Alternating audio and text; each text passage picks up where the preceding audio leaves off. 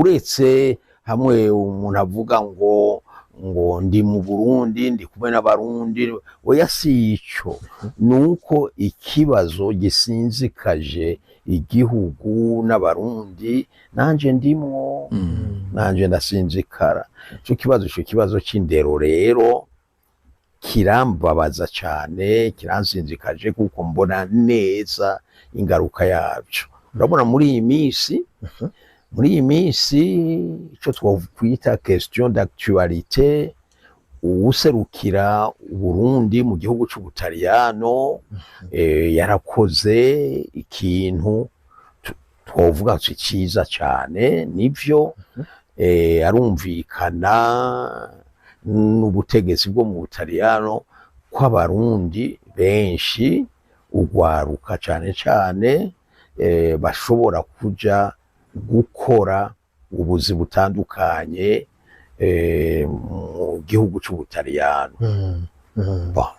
iyo biba byashoboka twari guterura ugwaruka rwose bwirigara bakagenda bakaja gukora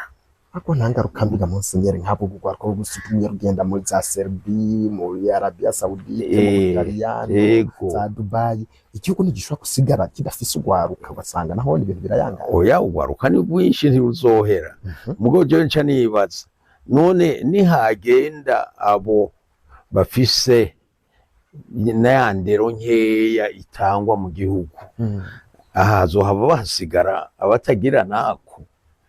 none mwumva tuzogarukira mugabo jewe ikibazo saho ndakibona ahubwo jewe nariko ndibaza nti ahubwo ubwo ntitwari gucurika ibintu cyaje kubicuranura abo bantu kuko nabonye ngo nama entreprise abo bantu iyo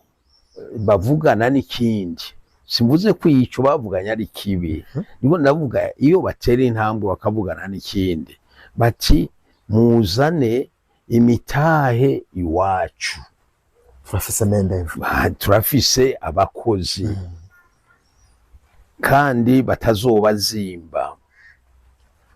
muzokunguka kurusha uko munguka ngaha ubwo ico nticari kuduha kazoza kuruta ko abantu bashobora kujayo bagaherayo mbere n'utwo bakorera ntibigere baturunga ikino birashika avuze ikintu gikomeye cyane kunda gushikako ariko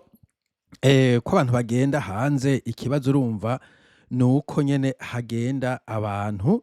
baje gukora akazi batigiye kandi leta yamaze kuinvestisamo amafaranga atari make kugira ngo bashobore kuja kwiga aribyo twavuga umuntu w'umuganga canke w'umwarimu w'umujuje aja kura Dubai mu kiede urumva leta ibihomvye umuntu yahaye education gwe usanga kandi abantu twari tubakeneye ugasanga nibo bagenda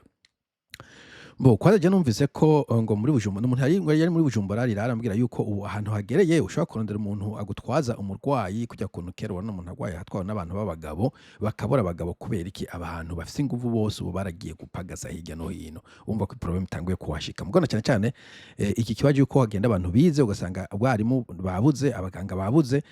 kandi malheureusement usanga barikora n'ubuzima uvuga ko atari bwo bigiye utanavuga ngo niyo bagaruka bazozana bazanye ubukorikori bakuye hariya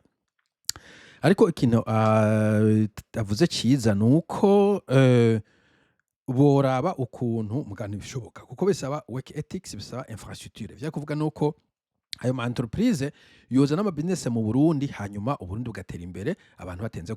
kuja kwangara